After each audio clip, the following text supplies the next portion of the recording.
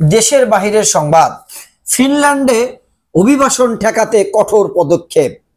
তানজানিয়ায় বিরোধীদের উপর দমন-পীড়ন চলছে অ্যামনেস্টি। মেক্সিকোর সঙ্গে কূটনৈতিক সম্পর্ক ছিন্নের ঘোষণা পেরুর। মানবিক সংকটে সুদান।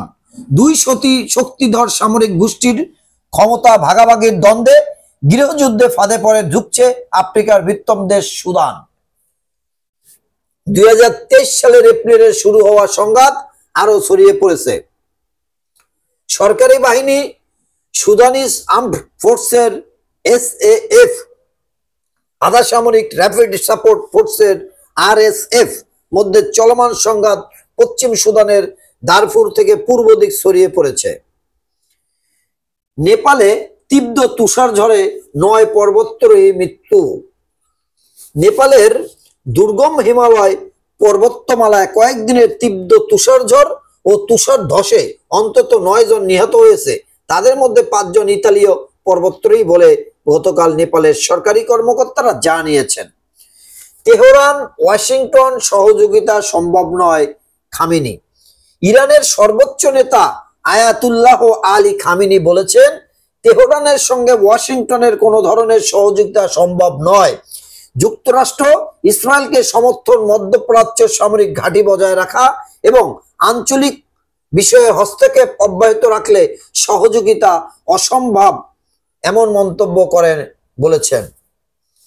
সাবেক মার্কিন ভাইস প্রেসিডেন্ট ডিক চেনি মারা গেছেন। হুশিগড়ে 2 ট্রেনের সংঘর্ষে নিহত 6। নির্বাচনী উত্তাপে দেশ, মনোনয়ন পেয়ে মাঠে বিএনপি প্রার্থীরা। নেতাকর্মীর মিষ্টি বিতরণ, উল্লাস। বিক্ষোভ সংঘর্ষে বঞ্চিতদের অনুসারীরা, স্থগিত এলাকায় প্রার্থিতা দাবি। দেশবাসী ইসলামের পক্ষে ঐক্যবদ্ধ। বিচার বিভাগ গুরুত্বপূর্ণ দায়িত্ব ন্যস্ত। ফাঁসিস হাসিনার বিচার আগামী সপ্তাহে। এটাই আমার শেষ নির্বাচন। আসন্ন ত্রয়োদশ জাতীয় সংসদ নির্বাচনের পর আর কোনো নির্বাচনে অংশ নেবেন না বলে জানিয়েছেন বিএনপির মহাসচিব মির্জা ফখরুল ইসলাম আলমগীর। আলোচনায় কোনো উদ্বেগ নেই। জুলাই সনদ বাস্তবায়ন, প্রতিক্রিয়া ও গণভোট।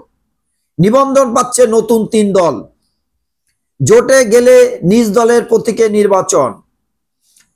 মিথ্যা তথ্য দিলে এমপি পদ বাতিল। ফেরারি হলে ভোটে অযোগ্য। দেশ দশক পর আইনশৃঙ্খলা রক্ষাকারী বাহিনীর সংজ্ঞায় সশস্ত্র বাহিনী। না ভোট একক প্রার্থীর আসনে। অনিয়মের কারণে পুরো আসনের ভোট বাতিল। জামায়াতের আমির, মতের পার্থক্য যেন সংঘাতে রূপ না নেয়। রাজনৈতিক দলগুলোর মধ্যে মতের পার্থক্য থাকা স্বাভাবিক, তবে তা যেন বিভাজন বা সংঘাতে রূপ না নেয়, এ বিষয়ে সবাইকে সতর্কতার আহ্বান জানিয়েছে জামায়াত ইসলামের আমির ডক্টর শফিকুর রহমান। প্রিয় দেশবাসী, এই ছিল পত্রিকার শিরোনাম। প্রতিদিন সংবাদ শুনতে চ্যানেলটি সাবস্ক্রাইব করে রাখুন। আসসালামু আলাইকুম।